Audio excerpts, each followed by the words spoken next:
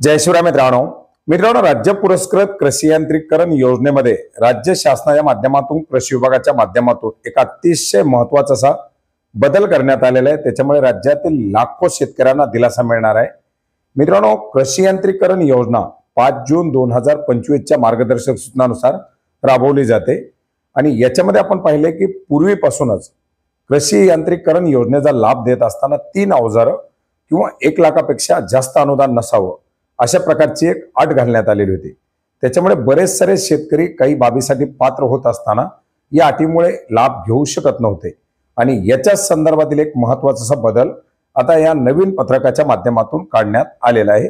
मित्रांनो, याच्या संदर्भातील आज 7 ऑक्टोबर 2025 रोजी काढण्यात आलेले हे पत्रक आपण पाहू शकता। प्रति जिल्हा अधीक्षक कृषी अधिकारी सर्व कृषी यांत्रिकीकरण घटकाच्या अंमलबजावणीबाबत सुधारित सूचना याच्यामध्ये आपण पाहू शकता 5 जून 2025 च्या ज्या सूचना आहेत या अनुषंगाने संदर्भ देऊन या ठिकाणी सूचना देण्यात आलेल्या आहेत।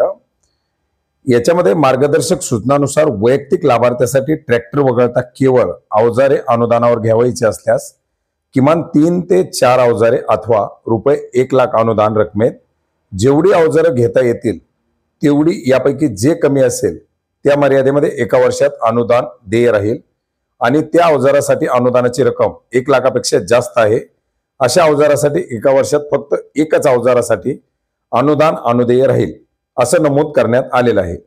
आता त्यानुसार कळवण्यात येतं की सदर 1 लाख रुपये अनुदानाची मर्यादा काढण्यात येत असून 1 वर्षात लाभार्थ्याची ज्या ज्या घटकासाठी निवड झाली आहे त्या सर्व घटकासाठी अनुदान अनुदेय राहील, परंतु एका घटकाची अनुदान लाभासाठी दुरुक्ती होणार नाही याची काळजी घेण्यात यावी।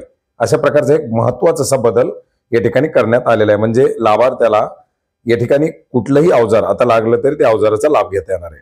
अनुदानाची परिगणना करत असताना ट्रॅक्टरसाठी अनुसूचित जाती, अनुसूचित जमाती, अल्प मध्यम भूधारक महिला लाभार्थी यांना 1.25 लाख रुपये आणि इतर जे बहुभूधारक लाभार्थी असतील यांच्यासाठी 1 लाख रुपये एवढं अनुदान असणार आहे। ही माहिती सुद्धा या पत्रकाच्या माध्यमातून देण्यात आलेली आहे आणि योजना ॲज इट इज 5 जून 2025 च्या मार्गदर्शक सूचनानुसारच राबवली जाणार आहे।